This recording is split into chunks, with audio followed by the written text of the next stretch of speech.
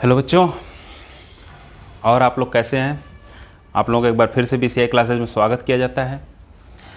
इसके पहले हम आप लोग पढ़ाए थे liquid liquid solution, Raoult's law.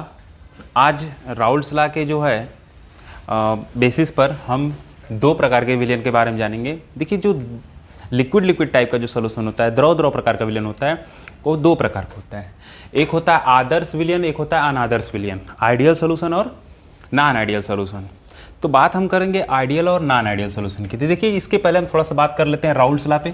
Raoult's law पे हमने चर्चा किया था कि उस पर हमने बताया था कि राउल्स लॉ का जो होता है सॉल्यूशन बनाते हैं, उस सॉल्यूशन के हम वेपर प्रेशर के लिए बात किए थे। तो सॉल्यूशन का जो वेपर प्रेशर था वो मिला था P of the solution equal to, मैंने बताया था कि दो लिक्विड थे आपके पास, एक विलेय और एक विलायक, एक सोलूट और एक सॉल्वेंट। सोलूट को अगर ए रखेंगे तो P nought A into chi A plus हमने बताया था पी नॉट बी इंटू काई बी। ठीक है, तो इस पे बात किया गया था। राउल्स लॉ यही है, इस पे राउल्स लॉ से ये फार्मूला बनाया गया था। तो अभी हम जो है आदर्श और अनादर्श विलयन की बात करेंगे। आदर्श विलयन क्या होता है? आदर्श विलयन, देखिए, ऐसा विलयन जो प्रत्येक सांद्रण पर राउल्ट के नियमों का पूर्ण रूप से पालन करता है। ऐसा विलयन जो प्रत्येक सांद्रण पर राउल्ट के नियम का पूर्ण रूप से क्या करता है? पालन करता है, उसे हम आदर्श विलयन कहेंगे। ठीक है, एन आइडियल सॉल्यूशन विच ओबे the Raoult's law entire range of the concentration, which obey the Raoult's law entire range of the concentration are known as ideal solution। Clear है? चलिए, आइडियल सॉल्यूशन और नॉन आइडियल सॉल्यूशन, तो हम बात कर लेंगे ideal solution की। और आइडियल सॉल्यूशन की परिभाषा आपको समझ में आ गया होगा। नॉन आइडियल सॉल्यूशन वही होगा अगर ये राउल्ट नियम का पालन करता है तो ये नहीं करेगा। सिंपल सी बात आपको समझ में आ रहा होगा। ये आदर्श विलयन का पालन कर, ये राउल्ट का पालन करता है तो ये नहीं पालन करेगा। ठीक है, मतलब ऐसा विलयन जो प्रत्येक सांद्रण पर या किसी भी सांद्रण पर राउल्ट के नियम का पूर्ण रूप से पालन नहीं करता है, उसे क्या कहा जाता है? अनादर्श विलयन कहा जाता है। तो चलिए, डेफिनेशन आप लोग लिख लीजिएगा, ये हम लिख ही देते हैं। यहाँ पे 2 मिनट का टाइम लगेगा, आप लोग को लिख देते हैं। डेफिनेशन लिख लीजिए तब तक के लिए।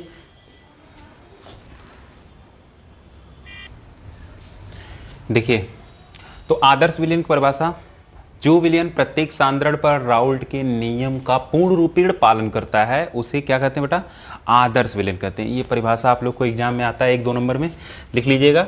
बहुत आसान सी परिभाषा है कि जो राउल्ट के नियम का पूर्ण रूप से पालन करेगा आदर्श विलयन कहेगा। वही बात मैं लिखा हूं यहाँ पे, the solution which obey Raoult's law over the entire range of the concentration are known as ideal solution. इसका एग्जाम्पल क्या होगा?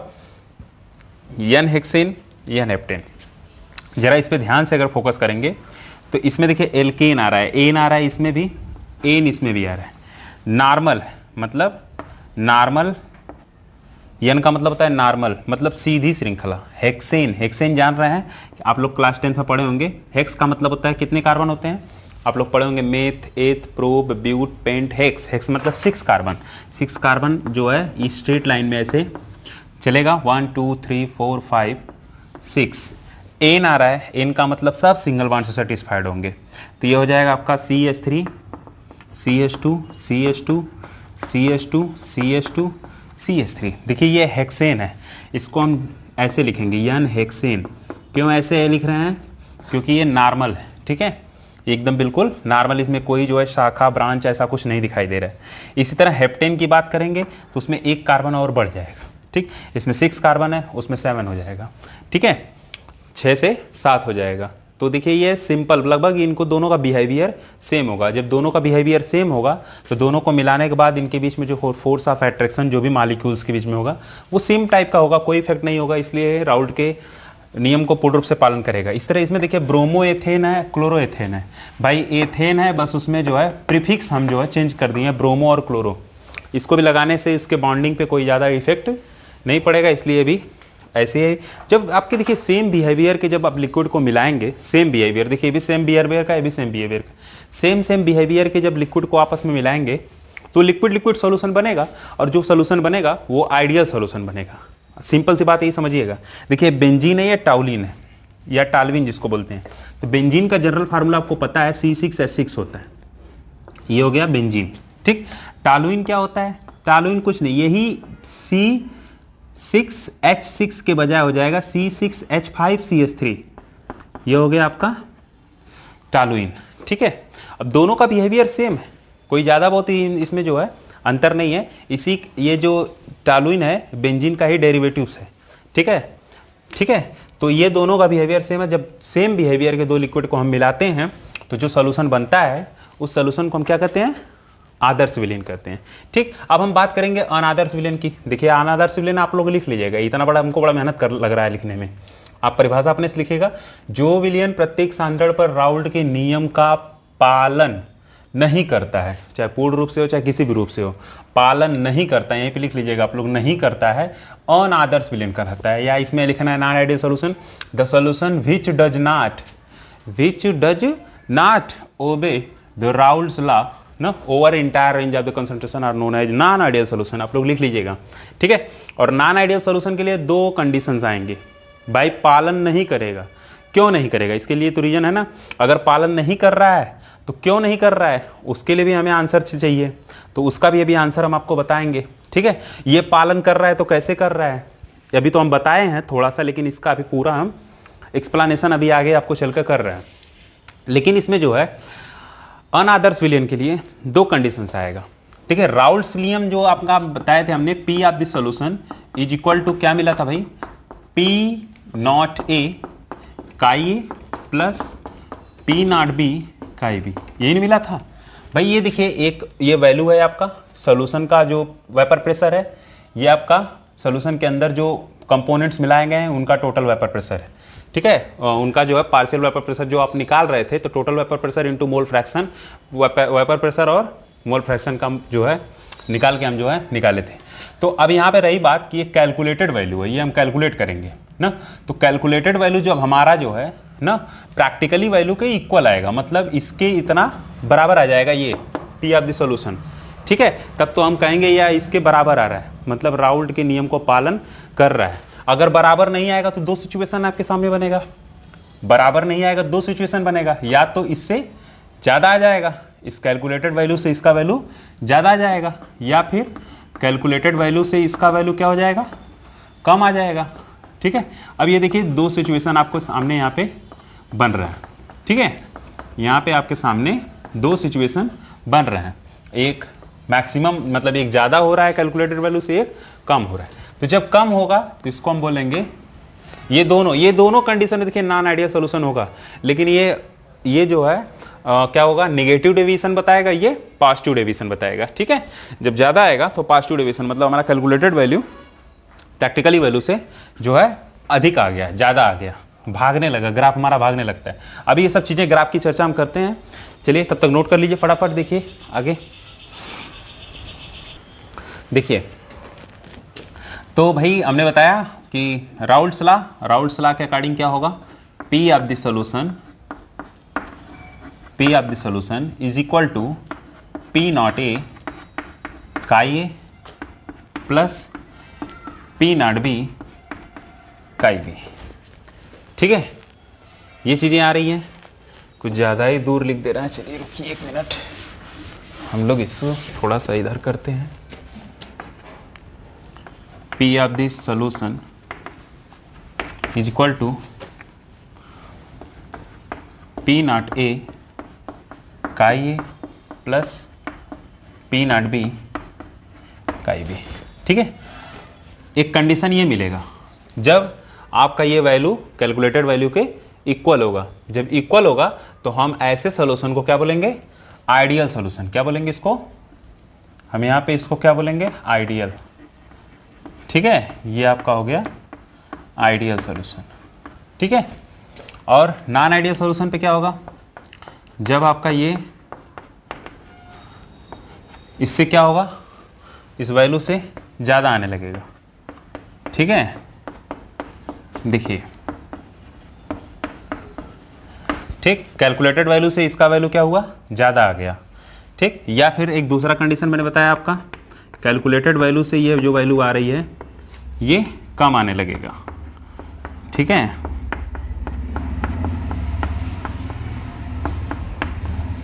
ठीक, तो ये कम आएगा। तो दो सिचुएशन बन रही है आपके पास। अब क्या अब आपके दिमाग में ये आ रहा होगा, कुछ लोग दिमाग में ये सोच रहे होंगे कि क्या ज़्यादा आ रहा है।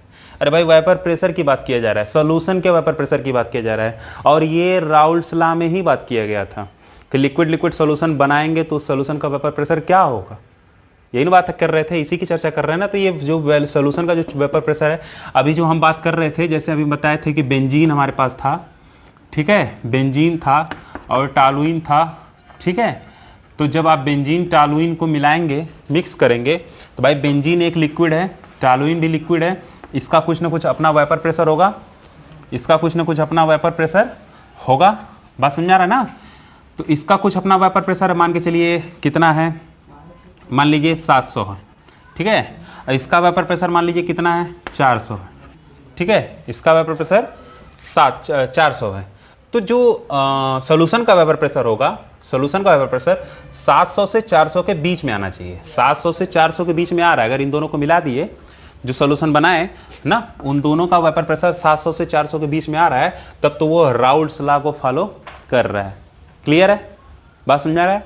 अगर वेपर प्रेशर 700 से क्या हुआ भाई, देखो 700 से क्या हुआ, ज्यादा भागने लगा, 700 से ज्यादा भागने लगा। तो 700 से ज्यादा भागने का मतलब देखो ये आ गया। ठीक है, या फिर 400 से कम आने लगा, 400 से क्या हुआ, कम आने लगा, तो देखो ये हो गया, है ना। तो इसी को बोलते हैं पॉजिटिव डेविएशन और नेगेटिव डेविएशन। जो लिक्विड का और लिक्विड, जो दोनों लिक्विड मिलाए हैं, उन दोनों के वेपर प्रेशर को हम देखते हुए बात करेंगे सॉल्यूशन के वेपर प्रेशर पर। जब सॉल्यूशन का वेपर प्रेशर दोनों के बीच में आएगा तो आइडियल होगा, और दोनों के बीच में नहीं आएगा, कहने का मतलब उससे ज्यादा या फिर उससे कम आने लगेगा, तो नॉन आइडियल होगा। तो इन दिस सिचुएशन ये दोनों किसके लिए फॉलो होंगे, नॉन आइडियल सॉल्यूशन के लिए फॉलो होंगे। ठीक है, इसको हम बोलेंगे नॉन आइडियल सॉल्यूशन। ठीक है, अब तो सबको समझ में आ रहा होगा। ये बात हम लिख देते हैं, ये क्या है आपका पॉजिटिव डेविएशन। ठीक है, पॉजिटिव डेविएशन, पॉजिटिव डेविएशन भाई हिंदी में इसको बोलते हैं धनात्मक विचलन। क्या बोलते हैं, धनात्मक विचलन, बड़ा अजीब नाम है। ठीक, इसको बोलेंगे निगेटिव डेविएशन, निगेटिव डेविएशन। एक बात और है, डेविएशन, जिसको भी थोड़ा सा अगर सेंटेंस में प्रॉब्लम होगा वो अपने बुक में जाके देख लेगा, उसकी मीनिंग ढूंढ लेगा, क्या मिल रहा है क्या नहीं मिल रहा है। तो पॉजिटिव डेविएशन मैंने यहाँ पर बता दिया, धनात्मक विचलन है। ठीक है, और नेगेटिव डेविएशन ये आपका ऋणात्मक विचलन होगा। ठीक, तो चलिए अब हम इस पर थोड़ा सा एक ग्राफ बना लेते हैं आइडियल और नॉन आइडियल के लिए। तो इससे पहले छोटा सा हम बात कर लेंगे कि राउल्ट्स लॉ ने कहा था, फिर से वही बात, राउल्ट्स ने क्या डिफिनेशन दिया था, आप लोगों को याद है, किसी को कोई सुनाएगा राउल्ट्स लॉ का डिफिनेशन। चलिए, राउल्ट्स लॉ का डिफिनेशन बताया गया था कि किसी भी लिक्विड का जो वेपर, पार्शियल वेपर प्रेशर होता है ना, उसके प्योर स्टेट में वेपर प्रेशर ना और उसके मोल फ्रैक्शन के क्या होगा, मल्टीप्लाई के इक्वल होगा। मैंने ये बात लिखवाया था कि किसी भी लिक्विड का जो उसका शुद्ध अवस्था में वाष्प दाब और उसके मोल प्रभाज दोनों के गुणनफल के क्या होना चाहिए, उसका आंशिक दाब क्या होता है, बराबर होता है। ये आपका राउल्ट्स लॉ था। तो चलिए इसी फार्मूले से हम जो है एक ग्राफ प्लॉट करेंगे, इसी फार्मूले से एक ग्राफ प्लॉट करेंगे। तो ग्राफ प्लॉट करने के लिए क्या होगा भाई, पी ए बराबर P nought A into chi ए। पहला लिक्विड है हमारे पास, हमको जब भी सोल्यूशन बनाना तो भाई दो लिक्विड, तो पहले लिक्विड के लिए हम बना रहे हैं। ठीक है, लिक्विड ए के लिए ग्राफ प्लॉट कर रहे हैं। चलिए तो ग्राफ प्लॉट करिए, देखिए क्या हो रहा है। ठीक, तो देखिए जब ये आप लिक्विड ए के लिए राउल्ट्स लॉ से इक्वेशन बनाएंगे तो P A equal to P nought A into chi A, right. Graph plot करने के लिए हमें इक्वेशन याद करना पड़ेगा, y equal to m x plus c. याद है मैथ में, बहुत अच्छे याद होगा आप लोगों को, y equal to m x plus c. देखिए आपके पास पढ़ाया गया होगा आप लोगों को ग्राफ प्लॉट करने के लिए, इसमें दो एक्सिस होते हैं, एक एक्स एक्सिस होता है, एक वाई एक्सिस होता है। ठीक है, एक्स एक्सिस अगर आपका एक्स इक्वल टू यहाँ पे रहता कुछ, तो हमें प्लॉट जो है एक्स पे खींचना होता, ग्राफ को एक्स पे बनाना होता है प्लाट करते। अगर वाई पे, देखिए वाई इक्वल टू है तो हमें प्लाटिंग किस पे करना है, वाई एक्सिस पे करना है। तो यहाँ पे जो इक्वेशन है ये y equal to m x plus c है। तो अब आपको समझ में आ गया होगा कि ग्राफ किस पे बनाना है, वाई पे बनाना है। तो देखिए इस वाई पे बनाने के लिए आपके कंडीशन आपके पास क्या होगा, इसके देखिए यहाँ पे एक पॉइंट होता है, ठीक है, ओरिजिन, ठीक। इस यहाँ से क्या होता है, इसको 0,0 मूल बिंदु, ठीक, 0,0 होता है, मतलब दोनों आके यहाँ पे रुक जाते हैं, यहाँ पे पॉइंट 0 होता है। अब यहीं से जब हम आगे बढ़ते हैं, पीछे जाते हैं, तो घटता बढ़ता है कोई चीज़, ठीक है। तो अभी ग्राफ बनाने के लिए वाई पे आपके पास दो कंडीशन है, या तो आप 0 से ऊपर जाओ या तो फिर 0 से नीचे, ठीक है। अगर ये वैल्यू आपका सॉल्व करने पर पॉजिटिव आ रहा है तो हम ग्राफ ऊपर प्लॉट करेंगे, निगेटिव आ रहा है तो नीचे जाएंगे, ठीक है। समझ में आ गया होगा। चलिए अब हम बात करते हैं यह में एक्स सी क्या है, एक्स भाई एक्स एक्सिस पे, एक्स एक्सिस वाला है, बता रहा है एक्स एक्सिस पे। सी जो है आपका इंटरसेप्ट है, वाई अक्ष पर कटा अंतःखंड, वाई अक्ष पर कटा अंतःखंड, सी पर जो इंटरसेप्ट बनाएंगे, कितने पॉइंट लेके चल रहे हैं, है ना। सी का वैल्यू मान लीजिए हमारे पास कुछ 5 आ रहा है ना। तो यहाँ से हम 1 2 3 4 5 पे पहुँच जाएंगे, यहाँ पे कहेंगे यही हमारा सी का वैल्यू है। अब हमें यहीं से जाने के लिए हमारे पास देखिए 2-3 रास्ते हैं। यहीं से जाने के लिए हमें 3 रास्ते हैं, एक होगा यहीं से ऊपर जाने वाला रास्ता, एक सीधे और एक नीचे। देखिए 3 कंडीशन बनते हैं, इनको स्लोप कहा जाता है। इनको क्या कहा जाता है, स्लोप कहा जाता है। ये जो स्लोप होते हैं इनको ढाल, है ना, ढाल, स्लोप ढाल कहा जाता है ना।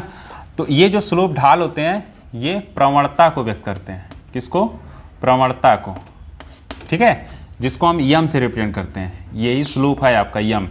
तो यम का वैल्यू, अगर यम का वैल्यू, प्रवणता यम का वैल्यू, स्लोप का वैल्यू अगर बेटा पॉजिटिव में आता है, किस में आता है, पॉजिटिव में, तो स्लोप ऊपर की ओर जाएगा। नेगेटिव में आता है तो स्लोप नीचे जाएगा। 0 आता है तो स्लोप आपका सीधे जाएगा। समझ में आ गया होगा। कहीं भी यम का वैल्यू अगर 0 है तो ऐसे सीधे ग्राफ जाएगा, ठीक है। पॉजिटिव में आ गया, कुछ कोई भी वैल्यू आया पॉजिटिव में तो वो ऊपर जाएगा, है ना। नेगेटिव आएगा तो वो नीचे जाएगा। आई होप आपको ग्राफ खींचने के लिए, जिन जिन लोगों को ग्राफ अभी तक बनाने भी नहीं आता है वो सीख जाएंगे। इसी कोई भी ग्राफ अगर आपको प्लॉट करना है तो इस इक्वेशन को याद करिएगा, और इस इक्वेशन से आप जो है इसमें कंडीशन समझ लीजिए कैसे कैसे ग्राफ प्लॉट करना है। तो चलिए हम इसको ग्राफ बनाते हैं, ठीक। इसी इक्वेशन से इसके लिए हम, इस इक्वेशन के लिए हम ग्राफ प्लॉट करेंगे। तो देखिए y equal to m x plus c. तो पहले तो हम वैल्यू ढूंढ लेते हैं भाई। y पे क्या है, y पे है पी ए, है ना। y के इक्वल क्या है, पी ए है ना। m की जगह क्या है, m की जगह क्या है, m की जगह देखिए पी नॉट ए है ना। x की जगह क्या है, x की जगह देखिए काई ए है ना। c की जगह क्या है, कुछ नहीं है, 0 है, इसमें कुछ नहीं है तो 0 पर रख लीजिए भाई, कोई दिक्कत, इसको +0 कर दीजिए, कोई प्रॉब्लम, कोई परेशानी नहीं होनी चाहिए किसी को, ठीक है। तो c का वैल्यू 0 हो गया। चलिए तो ग्राफ प्लॉट करिए फटाफट, ठीक है। तो ग्राफ प्लॉट करते हैं यहीं पे हम, ठीक। देखिए ये हो गया आपका x एक्सिस और y, ठीक है, x और y हो गया। चलिए ग्राफ प्लॉट करिए भाई। क्या करा है, y पे खींचना है, y पे क्या रखना है, पी ए रखना है। y पे हमने पी ए रख दिया। x पे क्या रखना है भाई, काई ए रखना है। क्या रखना है, काई ए रखना है। तो देखिए काई ए मतलब मोल फ्रैक्शन। मोल फ्रैक्शन के लिए 2 वैल्यू आप हमेशा याद रखिएगा, एक 0 और एक 1, 0 और एक 0 और 1 ना, 2 वैल्यू होता है। देखिए जब आपका मोल फ्रैक्शन 0 होगा तो कहने का मतलब वहाँ पे सोल्यूशन आपका जो बनाया है उसमें मोल फ्रैक्शन आपका वो वैल्यू आपका 0 आ रहा है। जब मोल फ्रैक्शन 1 आप कहेंगे तो इसका मतलब ये आपका सोल्यूशन आपका प्योर स्टेट में है, ठीक है, बिल्कुल वो प्योर में है, प्योर में बना हुआ, उसमें कुछ अभी मिलाया उलाया नहीं गया है, ठीक है। तो चलिए हम बात करते हैं, केवल वही लिक्विड के लिए बात किया जाएगा। तो चलिए यहाँ पे क्या हो गया, ग्राफ बनाते हैं। अब हमें क्या करना है, अब हमें स्टार्ट करना है कि ग्राफ इस एक्सिस पर कहाँ से स्टार्ट होगा, ये चीज़ बताएगा हमें सी ना, इंटरसेप्ट। सी का वैल्यू क्या है, हमने बताया था सी का वैल्यू, देखिए इसको हम बताने के लिए भूल गए थे कि सी का वैल्यू अगर 0 आएगा तो हम यहीं शुरू करेंगे ओरिजिन से, है ना। अगर जो है सी का वैल्यू पॉजिटिव आता है तो जितना पॉजिटिव आएगा उतना ऊपर चढ़ जाएंगे, निगेटिव आएगा तो हम नीचे जाएंगे। तो चलिए सी का वैल्यू क्या आ रहा है, यहाँ पे देखिए 0 आ रहा है, 0 आ रहा है तो हम यहीं पे जाएंगे। अब यहाँ से हमको जाने के लिए स्लोप बढ़ाना पड़ेगा। स्लोप के लिए 3 कंडीशन हमने बताया था, एक ऊपर, एक नीचे, एक सीधे। वो स्लोप होता है यम। यम का वैल्यू देखिए इसमें क्या है, पी नॉट ए। पी नॉट ए किस में दिया हुआ बेटा, इसके आगे कुछ नहीं लिखा है तो पॉजिटिव मानेंगे, इसको हम पॉजिटिव में रखेंगे। पॉजिटिव का मतलब ये आपका स्लोप ऊपर जाएगा, ठीक है। ये देखिए ऊपर चला गया, ठीक है, बात समझ आ रहा है, ये देखिए चल रहा है ना। तो जैसे जैसे हम मोल फ्रैक्शन बढ़ा रहे हैं सॉल्यूशन का, अलग अलग मोल फ्रैक्शन करते जाएंगे, वैसे वैसे उसमें वेपर प्रेशर उसका क्या होगा, बढ़ता जाएगा। उसका वेपर प्रेशर क्या होगा, बढ़ता जाएगा। फिर भी मैंने आपको बताया था कि हर एक लिक्विड का अपना कुछ ना कुछ क्या होता है, वेपर प्रेशर होता है ना। तो जैसे जैसे हम लिक्विड के मोल फ्रैक्शन में हम क्या करेंगे, इंक्रीजिंग करेंगे, है ना, वैसे वैसे वेपर प्रेशर बढ़ता जाएगा, ठीक है। चलो अब क्या करते हैं, इसी ग्राफ में हम दूसरा ग्राफ प्लॉट करेंगे। इसको पहले एक डब्बे में बंद कर लो, यहीं पे बंद कर लो, चलो इसको बंद कर लिया ना। देखिए यहाँ पे क्या हो रहा है, यहाँ पे जीरो था तो ये वेपर प्रेशर आपका बिल्कुल जीरो था। जब हम मोल फ्रैक्शन पहुंच के 1 पे पहुंच गए, मोल फ्रैक्शन हमारा कहाँ पहुंच गया, 1 पे पहुंच गया ना, 1 पे पहुंच गया तो ये जो वेपर प्रेशर है आपका मैक्सिमम यहाँ पे आ गया। मैक्सिमम मतलब आपका total vapour pressure. Total vapour pressure मैंने बताया था, प्योर स्टेट में वेपर प्रेशर पी नॉट ए। बातें समझ आ रहा है। अब ये समझ में आ रहा होगा आप लोगों को कि सर ये पी ए से कैसे पी नॉट ए इसको कर दिए यहाँ पे मैक्सिमम पे। चलो तो इसी इक्वेशन को देखो जरा ध्यान से आप लोग। तो पी ए इक्वल टू क्या है, P nought A into chi A. Chi ए का वैल्यू कह रहा है 1, काई ए का वैल्यू 1 रखो और यहाँ पे काई ए का वैल्यू 0। जब काई वैल्यू 0 रखोगे तो 0 से मल्टीप्लाई होगा तो ये पी ए का वैल्यू 0 हो जाएगा, मतलब यहीं पे भी रुका हुआ है, कोई प्रेशर अभी आपका बढ़ नहीं रहा है। जब काई ए का वैल्यू मैक्सिमम 1 पे रख दोगे तो ये हो जाएगा आपका पी नॉट ए इंटू 1, और जब 1 से मल्टीप्लाई करोगे तो जो पी ए होगा वह पी नॉट ए के क्या हो जाएगा, इक्वल हो जाएगा। मतलब पी ए पी नॉट ए हो गया, मतलब टोटल का टोटल लिक्विड वेपर में कन्वर्ट हो गया। यहाँ पे प्योर स्टेट में वेपर प्रेशर मैंने अभी बताया कि ये प्योर में होता है, जब मोल फ्रैक्शन 1 होता है तो वो प्योर होता है लिक्विड, और प्योर में जो उसका मैक्सिमम वेपर प्रेशर होगा वही पी नॉट ए होगा। इसमें कोई दिक्कत किसी को नहीं होनी चाहिए, ठीक। चलिए हम आगे चलते हैं अब, ठीक है, आगे चलते हैं। किस बात करना हमको चर्चा करना है, दूसरा लिक्विड हमारे पास। लिक्विड अब कौन सा है, दूसरा लिक्विड हमारा जो था वो है बच्चों, यहीं पे बात कर लेते हैं लिक्विड बी के लिए। चलिए लिक्विड बी के लिए निकाल लेते हैं यहीं पे, ठीक है। आप लोग अपने कॉपी में इधर उधर एडजस्टिंग कर लीजिएगा, हमारे पास जगह नहीं है यहाँ पे। तो क्या हो जाएगा, P B equal to P nought B chi B, ठीक है। फिर से इसके लिए हमको एक ग्राफ खींचना है तो ये कहेंगे y equal to m x plus c, ठीक है। अभी देखिए y पे क्या है, पी बी, है ना। अब इस बार हम क्या करेंगे, इसको x मानेंगे, इसको y मानेंगे। ये आपका सॉरी इसको x है, ये आपका y यहाँ पे मानेंगे। अब इस बार ग्राफ हम कुछ ऐसे बनाने वाले हैं, एक ही में कंबाइन करके। y इक्वल टू हो गया पी बी, y पे क्या है, पी बी। देखिए y आपका यहाँ पे आप रखेंगे पी बी, क्लियर है।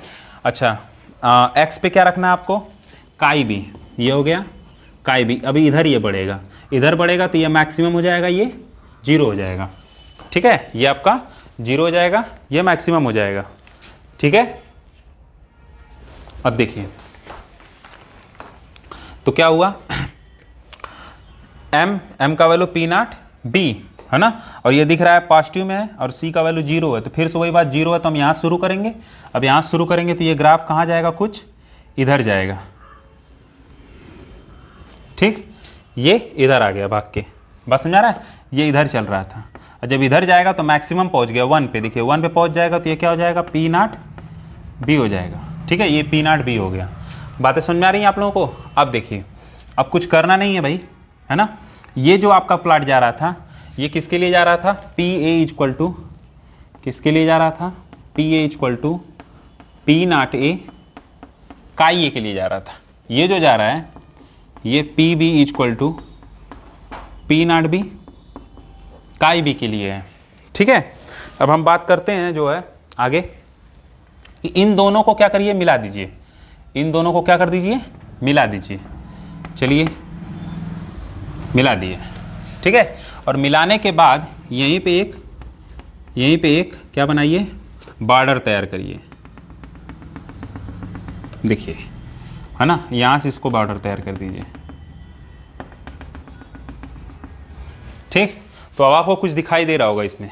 क्या दिखाई दे रहा है कि जब हम लिक्विड ए और लिक्विड बी को मिला दिए ना, लिक्विड ए को और लिक्विड बी को मिला दिए, तो भाई लिक्विड ए के कारण कुछ अपना वेपर प्रेशर होगा, लिक्विड बी के भी कारण कुछ अपना वेपर प्रेशर होगा। जब उन दोनों को मिला देंगे तो ए के कारण तो वेपर प्रेशर था ही, बी के कारण वेपर प्रेशर था ही, अब ए बी के मिलने के कारण भी वेपर प्रेशर कुछ उसमें नया वेपर प्रेशर आने लगेगा। अब वो वेपर प्रेशर बढ़ रहा है, उनके फोर्स ऑफ अट्रैक्शन के थ्रू बढ़ेगा कि घटेगा, तो हम इस ग्राफ से समझ लेंगे। ठीक है, तो यहां पे देखिए क्या हो रहा है कि मैंने बताया था कि अगर पी ए का जो है, जो मतलब लिक्विड ए का टोटल वेपर प्रेशर मैंने बताया था कि 700 है, मैंने एग्जांपल में लिया था ना कि पी नॉट ए का जो टोटल वेपर प्रेशर है वो 700 है, पी नॉट बी का जो टोटल वेपर प्रेशर है वो 400 है ना, मैंने ये बात बताया था आपको। तो सॉल्यूशन का वेपर प्रेशर क्या आना चाहिए भैया, सॉल्यूशन का वेपर प्रेशर यही आना चाहिए 700 से 400 के बीच में। तो देखिए यहां पे देखिए ये 400 है, 400 से ज्यादा जा रहा है, और देखिए 700 700 से कम आ रहा है, मतलब 700 से कम और 400 से ज्यादा, इन दोनों के बीच में ही आ रहा है। देखिए ये, तो ये जो आपका लाइन है ये आपका सॉल्यूशन का वेपर प्रेशर है, मतलब पी ऑफ दी सॉल्यूशन। ठीक है, तो P of the solution equal to क्या हो जाएगा, P A plus P B. हम डायरेक्ट इतने पे लिख के काम चला रहे हैं, आप लोग पूरा लिख लीजिएगा। तो ये सॉल्यूशन का वेपर प्रेशर है। तो इस कंडीशन में जब सॉल्यूशन का वेपर प्रेशर इन दोनों के बीच में आएगा तो ऐसे सॉल्यूशन को हम बोलेंगे आइडियल सॉल्यूशन। ठीक है, ये आपका आइडियल सॉल्यूशन के लिए ग्राफ प्लॉट किया गया है। बातें समझ में आ रही हैं, कोई दिक्कत परेशानी हो तो बताइए। आइडियल सॉल्यूशन समझ में आया आप लोगों को? चलिए अब हम आगे बात करते हैं नॉन आइडियल सॉल्यूशन की। ठीक है, तो नॉन आइडियल सॉल्यूशन के लिए ग्राफ प्लॉट कर लेते हैं यहीं पे। ठीक, चलिए देखिए, तो नॉन आइडियल सॉल्यूशन के लिए ग्राफ क्या होगा, तो नॉन आइडियल सॉल्यूशन के लिए यही एकदम सेम यही ग्राफ होगा। हम इसी में बना लेते हैं, आप लोग क्या परेशानी लेंगे, हम इसी में बना लेते हैं, आप लोग अलग अलग बनाइएगा दोनों। ये किसके लिए अभी भाई, ये आपका आइडियल के लिए। ठीक है, ये आइडियल सॉल्यूशन के लिए हमने ग्राफ प्लॉट कर लिया। ठीक, अब इसके बाद हम जो है नॉन आइडियल सॉल्यूशन के लिए बता रहे हैं। नॉन आइडियल सॉल्यूशन मैंने बताया क्या भाई, ये जो वेपर प्रेशर है, सॉल्यूशन का जो वेपर प्रेशर है ये इक्वल नहीं आ रहा है, मतलब 700 और 400 के बीच में नहीं आ रहा है, मतलब उससे ज्यादा या फिर उससे कम आ रहा है। तब क्या होगा, तो चलिए देखते हैं उससे ज्यादा और उससे कम होने के चांसेस देखिए क्या हो रहा है। ठीक है, तो देखिए हम जो है इसका सॉल्यूशन का वेपर प्रेशर निकालेंगे, तो ये कुछ ऐसे जाएगा। देखिए ये ग्राफ जा रहा है, ऐसे चला गया। ठीक है, कुछ दिखाई दे रहा आप लोगों को, मतलब ये 400 से तो जा रहा था आगे और 700 के बीच में भी था। देखिए 700 वाला पॉइंट है ये, और ये 400 वाला पॉइंट है, तो इन दोनों के बीच में था। अभी तक तो यहाँ पे यह आइडियल के जैसा था, काम कर रहा था, लेकिन जैसे ही ये ग्राफ देखिए, ये आप जब ग्राफ बना रहे थे, ये ग्राफ है ना, जैसे से हम पॉइंट चल रहे थे तो ये आइडियल में आ रहा था। अचानक हम देखने लगे कि अरे ये तो 700 से इसका वेपर प्रेशर क्या हो गया, भागना शुरू कर दिया ऊपर, और भागकर फिर आके जो है 700 पे टिका। मतलब बीच में जो इसका वेपर प्रेशर था ये 700 से ज्यादा चला गया। जब ज्यादा चला गया तो इसी टर्म्स को हम बोलेंगे पॉजिटिव डेविएशन है। ये क्या है, पॉजिटिव डेविएशन को शो कर रहा है। बात समझा गया, यही विचलन है, इसी को बोलेंगे धनात्मक विचलन। बस मेरा है, और जब धनात्मक विचलन होगा तो ये क्या हो जाएगा, नॉन आइडियल सॉल्यूशन। ठीक, ये हो जाएगा नॉन आइडियल सॉल्यूशन। तो नॉन आइडियल सॉल्यूशन वो भी पॉजिटिव डेविएशन के लिए हमारा ग्राफ कुछ ऐसा होगा। समझ में आ रहा है ना आप लोगों को बात, कोई बहुत ज़्यादा तेजी से नहीं पढ़ा रहे हैं। चलिए भाई और आराम आराम से पढ़ाते हैं ताकि आपको और आराम आराम समझ में आए। तो non ideal solution positive deviation या फिर नेगेटिव डेविएशन में आता है। तो पॉजिटिव डेविएशन आपको समझ में आ गया होगा कि ये ग्राफ हम प्लॉट कर रहे थे, तो ये देखिए 700 वाला जो पॉइंट है उससे ऊपर भागने लगा। जब उससे ऊपर भागने लगेगा तो उसको बोलेंगे पॉजिटिव डेविएशन, धनात्मक विचलन को शो कर रहा है। और जब धनात्मक विचलन होगा तो वो भाई नॉन आइडियल होगा। ठीक, तो दूसरा ग्राफ आपका ये सेकंड ग्राफ हम खींच दिए। फर्स्ट ग्राफ आप लोग इसके पहले वाला जो मैं बनाया था ना, इसको मिटाकर वो वाला जो बनाए थे उसको देखिए, फर्स्ट वाला ग्राफ है, ये सेकंड ग्राफ है। थर्ड ग्राफ क्या होगा आप लोग जान गए होंगे, निगेटिव डेविएशन। निगेटिव डेविएशन आप लोग समझ गए होंगे कैसे बनाएंगे। चलिए निगेटिव डेविएशन इसी में बना देते हैं। देखिए ये 400 से कम आना शुरू कर देगा, है ना, ये ग्राफ कुछ ऐसे जाएगा, है ना। देखिए यहाँ पे ये देखिए 400 से पहले ही कम हो गया, है ना, 400 से कम हुआ, फिर अचानक बढ़ा और बढ़ के 700 के बीच में है। तो 400 से कम हो रहा है तो ये क्या हो जाएगा, निगेटिव डेविएशन को अब शो करेगा। ये पॉजिटिव नहीं, अब क्या हो जाएगा यहाँ पे नेगेटिव डेविएशन हो जाएगा। ठीक है, ये नेगेटिव डेविएशन, ये भी नेगेटिव होगा तो नॉन आइडियल होगा। ये आपका थर्ड नंबर का ग्राफ होगा। तो आई होप आपको ये बातें समझ में आ रही होंगी कि पॉजिटिव में ऊपर होता है, नेगेटिव में ग्राफ नीचे चला जाता है।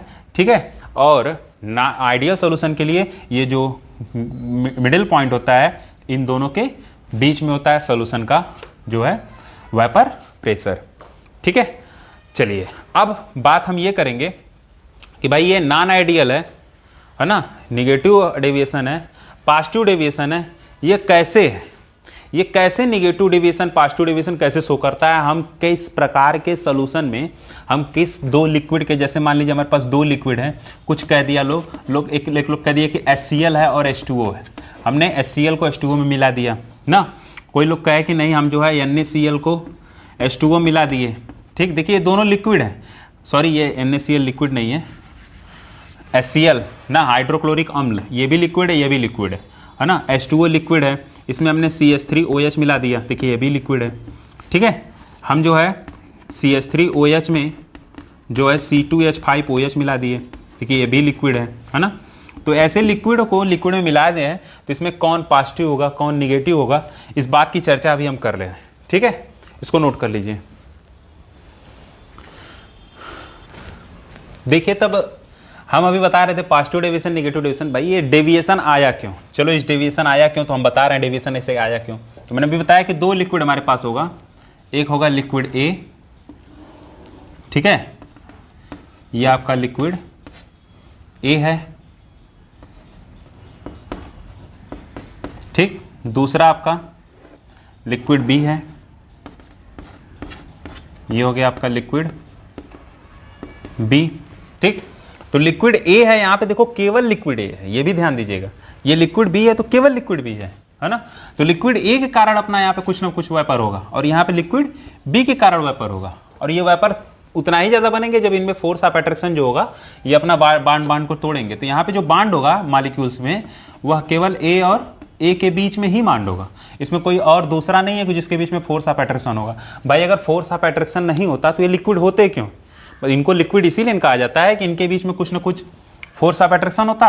अगर ये ए जो है कोई कुछ इनके बीच में फोर्स ऑफ अट्रैक्शन ही नहीं होता तो ये गैस में नहीं हो जाते, ये इधर उधर भाग नहीं जाते। भाई इनकी यही जो है दोष हम कह सकते हैं, है ना, कि इनकी यही जो है बहुत बड़ा दोष था कि बेचारे जो है एक साथ रहे, और जब साथ आ गए तो समझ ही रहे हैं हम साथ साथ हैं, जब साथ साथ कोई आएगा तो उसमें फोर्स ऑफ अट्रैक्शन होगा, जब फोर्स ऑफ अट्रैक्शन होगा तो वह लिक्विड में आ जाएगा, बहुत ज़्यादा फोर्स ऑफ अट्रैक्शन होगा तो सॉलिड में हो जाएगा, और कुछ भी नहीं होगा तो गैस में होगा, सब इधर उधर भाग जाएंगे, बिखर जाएंगे।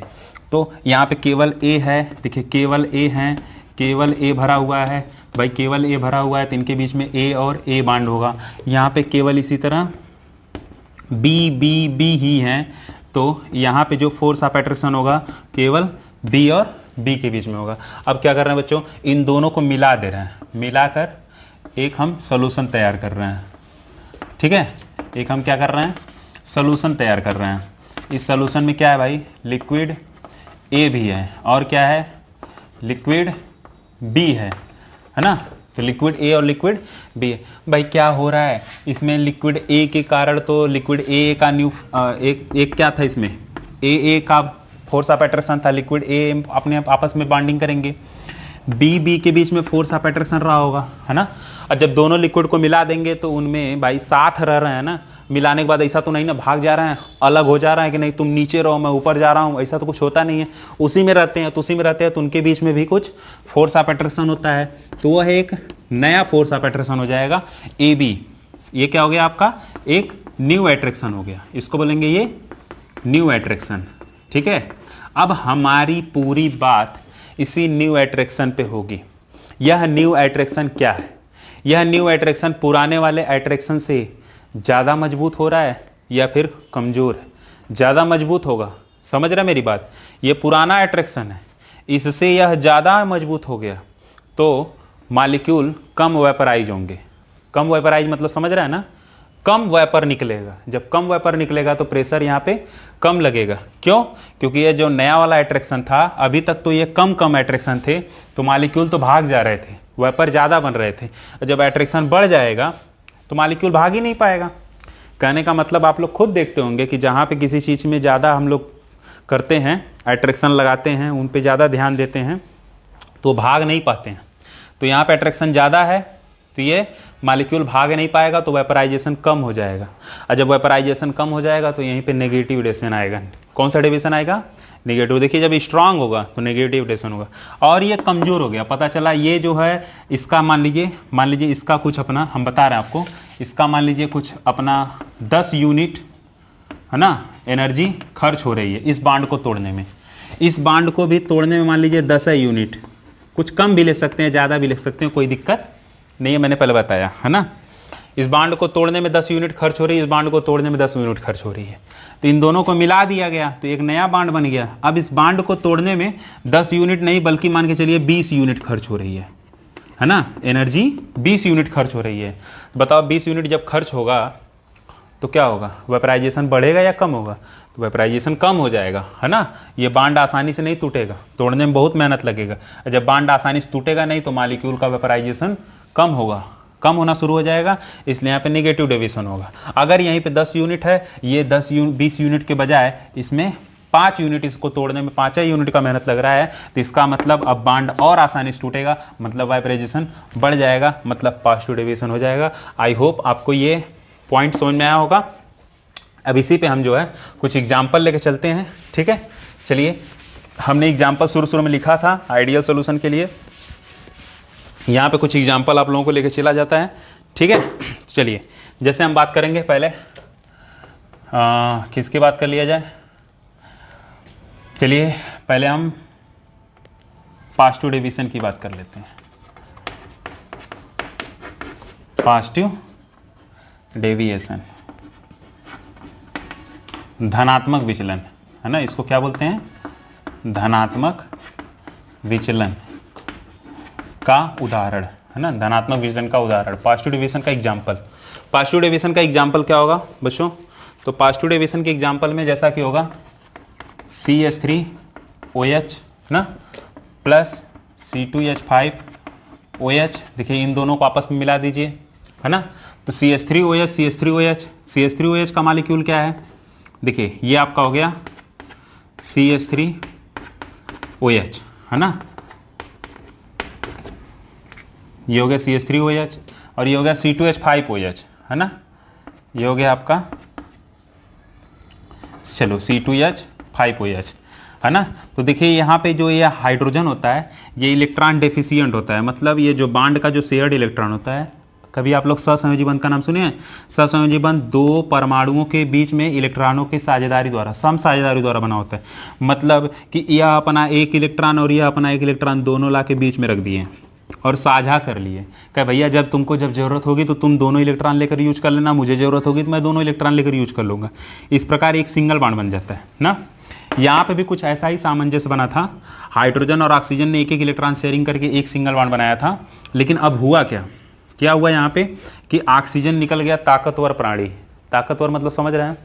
ताकतवर मतलब इसकी विद्युत ऋणात्मकता अधिक हो गई। मैंने आपको पिछले क्लास में चर्चा किया था नॉफ पे ध्यान दीजिएगा। 3 खूंखार प्राणी हैं पूरे पीरियोडिक टेबल में। ये 3 खूंखार प्राणी का मतलब कहीं भी अगर ये हाइड्रोजन के साथ गलती से जुड़े हैं तो उस हाइड्रोजन का इलेक्ट्रॉन खींच के उसका हालत खराब करना शुरू कर देते हैं। तो देखिए यहाँ पे भी वह खूंखार प्राणी मौजूद है ऑक्सीजन, और यह ऑक्सीजन उस हाइड्रोजन के साथ जुड़ चुका है। अब इस हाइड्रोजन बेचारे का क्या हालत होगी खराब कि नहीं होगी? होगी खराब। यह ऑक्सीजन इस शेयर्ड इलेक्ट्रॉन, जो शेयर्ड इलेक्ट्रॉन उसों को अपनी ओर खींचने लगता है। जब अपनी ओर खींचेगा तो इसके ऊपर आंशिक माइनस आ जाएगा, इसके ऊपर आंशिक प्लस आ जाएगा। वही बात यहाँ पे भी देखिए दिखने को मिलेगा, यहाँ पे आंशिक माइनस, इस पे आंशिक प्लस। बात समझा रहा है? अब क्या होता है, ये इलेक्ट्रॉन डेफिशिएंट या इलेक्ट्रॉन रिचेस हो जाता है। अब देखिए यह मॉलिक्यूल का ऑक्सीजन इसकी मदद नहीं करेगा, लेकिन देखिए अपने में इस हाइड्रोजन का मदद नहीं कर रहा है, लेकिन इस हाइड्रोजन का मदद ये करेगा। ये क्या करता है, अपना इलेक्ट्रॉन थोड़ा सा इससे बातचीत करता है, कहता है क्या हालचाल है, हालचाल खराब है, चलो थोड़ा सा इलेक्ट्रॉन दे दो। तो इलेक्ट्रॉन थोड़ा सा दे दोगे तो थोड़ा सा दोगे तो थोड़ा सा बांड बनेगा यहाँ पे, है ना। ये जो थोड़ा सा बांड होता है इसी को बोलते हैं हम हाइड्रोजन बांड। देखो अब आज के बाद कोई ये नहीं बोलेगा कि हाइड्रोजन बॉन्ड हमें समझ में नहीं आता कैसे बनता है। हाइड्रोजन बॉन्ड जब भी बनाना है, 3 खूंखार प्राणी को याद करना, तीनों में से अगर किसी के भी साथ गलती से हाइड्रोजन जुड़ा हुआ है तो हाइड्रोजन बॉन्डिंग बनेगा, ठीक है। तो यहाँ पे हाइड्रोजन बॉन्डिंग बन गया, है ना। अभी तक ये मॉलिक्यूल जो है आपस में इधर उधर जो है जुड़े थे, हाइड्रोजन बॉन्डिंग जुड़ रहा था, ठीक। तो ये हाइड्रोजन बॉन्डिंग से जुड़े हुए हैं ना। इसी तरह कोई और मॉलिक्यूल होगा, समझ रहे हैं हमारी बात। अब चलिए हम कितना बड़ा बनाएंगे, बनाने में बहुत बड़ा मेहनत लगेगा, हम सीधे सीधे आपको बात समझा रहे हैं। चलिए ये मान लीजिए एक हो गया मॉलिक्यूल, ये दूसरा मॉलिक्यूल, तीसरा मॉलिक्यूल, चौथा मॉलिक्यूल, पांचवा मॉलिक्यूल, ये आपस में ऐसे हाइड्रोजन बॉन्डिंग से क्या करिए, एक दूसरे से जुड़े हुए हैं। ये आपस में मान लीजिए हाइड्रोजन बॉन्डिंग से एक दूसरे से क्या हुए हैं, जुड़े हुए हैं, ठीक है। अब कुछ करना नहीं है, कुछ ऐसा करो कि इस बॉन्ड को तोड़ दो। इसमें मिलाना क्या है ना। तो हाँ रुकिए, हम कुछ बात गलत कर रहे थे यहाँ पे। CH3OH की बात किया जा रहा है। CH3OH में हम क्या निकाल लेंगे, CH2 मिला दिए। क्या मिला दिए, CH2, या फिर बेंजीन मिला दो, है ना, बेंजीन मिला दो। तो देखो ये भी लिक्विड है, ये भी लिक्विड है और ये भी लिक्विड है। ये लिक्विड जो था CH3OH, ये आपस में हाइड्रोजन बॉन्डिंग ये भी बनाएंगे। तो हाइड्रोजन बॉन्डिंग से ये आपस में इनके सारे मॉलिक्यूल्स जुड़े हुए हैं इस लिक्विड के, है ना। तो इनका वेपराइजेशन कम हो रहा था क्योंकि स्ट्रांग बॉन्ड है, ये हाइड्रोजन बॉन्डिंग स्ट्रांग बॉन्ड एक दूसरे को पकड़ा हुआ है, तोड़ नहीं रहा। जब टूटेगा ये बॉन्ड सब तोड़ दो तो ये मॉलिक्यूल क्या हो जाएगा, भाग जाएगा, वेपराइज हो जाएगा, है ना। तो क्या करना है, हमको कुछ करना है नहीं, इसी बॉन्ड को तोड़ना है। तो उसमें नॉन पोलर मिला दो, नॉन पोलर सॉल्वेंट मिलाओ, CH2 मिला दो, बेंजीन मिला दो। तो ये क्या करेंगे, इसके बीच बीच में आके जो है क्या कर लेंगे, आके बैठ जाएंगे, है ना। और जब बैठेंगे तो ये बॉन्ड क्या हो जाएगा, टूट जाएगा, ये बॉन्ड टूट जाएगा। और जब टूट जाएगा तो ये मॉलिक्यूल फ्री हो जाएगा, है ना। ये फ्री हो जाएगा तो ये वेपराइज होना शुरू कर देगा। तो इस समय में जब वेपराइजेशन बढ़ने लगेगा तो हम कहेंगे ये पॉजिटिव डेविएशन है। बातें समझ में आ गई आपको पॉजिटिव डेविएशन का। अब चलिए हम बात करते हैं निगेटिव डेविएशन का, ठीक है। चलिए तो निगेटिव डेविएशन में हम आते हैं, कुछ बात कर लेते हैं।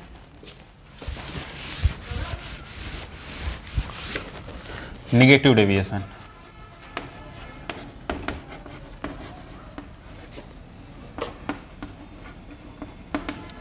ऋणात्मक विचलन। ऋणात्मक विचलन का उदाहरण चलिए क्या होगा, अभी देखा जाए ऋणात्मक विचलन में। तो ऋणात्मक विचलन का उदाहरण जो होगा बच्चों, चलिए जैसे देखिए HNO3 हमारे पास है, इसको हमने वाटर में मिला रखा है, ठीक है। तो वाटर में मिला रखेंगे तो वाटर एक क्या आपका पोलर सॉल्वेंट है, आपको पता है। इसमें दो पोल होते हैं, एक प्लस होता है एक माइनस होता है। HNO3 आप लोग जानते हैं कि आयनिक कंपाउंड है, यह H प्लस और NO3 माइनस में क्या होता है, टूट जाएगा जब इसको जल में भेजा जाएगा। तो जल में जब जैसे ही भेजते हैं तो जो H प्लस होता है ना, इस पर देखिए प्लस चार्ज है ना। तो जल ने सिग्नल दिया अपने मॉलिक्यूल से, कौन आया पानी में, तो पता चला कि प्लस आया। जब प्लस आया तो जल का जो ये मॉलिक्यूल है इसको चारों ओर से ऐसे आके घेर लेंगे, ऐसे घेरेंगे तो अपना माइनस वाला पॉइंट इसकी ओर कर देंगे, है ना। जिसकी वजह से यह प्लस वाला घबराए ना, और यहाँ पे एक अट्रैक्शन हो जाएगा जिसकी वजह से ये मॉलिक्यूल के बीच में फोर्स ऑफ अट्रैक्शन बहुत स्ट्रांग हो जाता है, और जो अपना प्लस वाला पॉइंट है ये इससे दूर रखते हैं। क्यों ऐसा होता है, क्योंकि प्लस वाला अगर इधर कर देंगे तो भाई देखो ये खुद ही डरा हुआ इंसान है, खुद ही डरा हुआ प्राणी है, और इसको और आ गए चाठो डराने तो क्या होगा, परेशान हो जाएगा। इसलिए इसको डराना की जरूरत नहीं है, इसका मदद करने की जरूरत है। यहाँ पे मदद करने के लिए माइनस वालों को लाना पड़ेगा, ठीक है। इसी तरह NO3 माइनस है, इस NO3 माइनस के साथ जो जल के मॉलिक्यूल हैं, ठीक है, ये जो जल के मॉलिक्यूल हैं इसके पॉजिटिव वाले पॉइंट इधर इसको चारों ओर से घेर लेंगे और माइनस वाले पॉइंट अपने आप को दूर कर लेंगे, ठीक है। इसलिए इनके बीच में फोर्स ऑफ अट्रैक्शन बहुत ज़्यादा होता है ना। तो बहुत ज़्यादा फोर्स ऑफ अट्रैक्शन होने की वजह से ये क्या होंगे, मॉलिक्यूल एक दूसरे से जो है वेपराइजेशन होने में जो दिक्कत होती है, मतलब कम वेपराइज होते हैं, क्योंकि फोर्स ऑफ अट्रैक्शन यहाँ पे क्या हो गया, बहुत स्ट्रांग हो गया। बात समझ आ रहा है। इसलिए यहाँ पे नेगेटिव डेविएशन हो जाएगा, वेपराइजेशन की संख्या कम हो जाएगी, ठीक। या हम और एग्जांपल ले सकते हैं, और एग्जांपल मतलब C2H5OH है हमारे पास, ठीक है। इसमें हम जो है देखिए, अब इसमें हम कुछ और मिला देते हैं, जल मिला देते हैं। चलिए जल मिला देते हैं, ठीक है। C2H5OH में हमने जल मिला दिया। तो C2H5OH में जब बच्चों जल मिला देंगे तो जल में भी हाइड्रोजन बॉन्डिंग पाया जाता है, C2H5OH में भी हाइड्रोजन बॉन्डिंग पाया जाता है। तो हाइड्रोजन बॉन्डिंग अपने आप में खुद ही मजबूत होता है। अब इन दोनों को मिला देने से हाइड्रोजन बॉन्डिंग में और वृद्धि होगी, कमी हो जाएगी। जाहिर सी बात है भाई, इसमें तो हाइड्रोजन बॉन्डिंग वाटर के मॉलिक्यूल में पाया ही जाता है। आप लोगों को नहीं पता है तो आप लोग देख लीजिए, एक वाटर का मॉलिक्यूल है ना, ये आपका दूसरा वाटर का मॉलिक्यूल है ना। इसी तरह तीसरा वाटर का मॉलिक्यूल है है ना, ये वाटर मॉलिक्यूल है, इनके बीच में देखिए क्या होगा, हाइड्रोजन बॉन्डिंग बनेगा कि नहीं बनेगा, बनेगा, जरूर बनेगा। देखिए यहाँ पे हाइड्रोजन बॉन्डिंग बन रहा है ना, हाइड्रोजन बॉन्डिंग। इस तरह C2H5OH में देखिए इनके बीच में भी क्या होगा, हाइड्रोजन बॉन्डिंग बनेगा कि नहीं बनेगा। देखिए यहाँ पे भी हाइड्रोजन बॉन्डिंग बन रहा है ना, तो मतलब इस मॉलिक्यूल में भी हाइड्रोजन बॉन्डिंग बन रहा है, इस मॉलिक्यूल में भी हाइड्रोजन। जब इन दोनों को मिला दोगे तो पता है कि जो H2O का जो मॉलिक्यूल है ना, वह अब एल्कोहल वाले के भी हाइड्रोजन के साथ जो है हाइड्रोजन बॉन्डिंग बनाना शुरू कर देगा। तो हाइड्रोजन बॉन्डिंग ये बनाने शुरू कर देते, मतलब हाइड्रोजन बॉन्डिंग में संख्या में वृद्धि हो जाती है। जब वृद्धि हो जाएगी तो फोर्स ऑफ अट्रैक्शन बढ़ जाएगा, और जब बढ़ जाएगा तो मॉलिक्यूल का वेपराइजेशन कम हो जाएगा। इस प्रकार ये भी क्या होगा, नेगेटिव डेविएशन को शो करेगा। बातें समझ आ गई। तो इस आज के इस क्लास में हम आपको ये बताए हैं कि जो एक आदर्श और अनादर्श विलयन होता है, ठीक, वो किस प्रकार से बिहेव करता है, और जो आपका जो लिक्विड टाइप सोल्यूशन होता है वो दो प्रकार का हमने बताया, आदर्श और अनादर्श विलयन। ठीक है, अब इसके आगे जो है मिलते हैं अगली कक्षा में, तब तक के लिए टेक केयर, बाय बाय।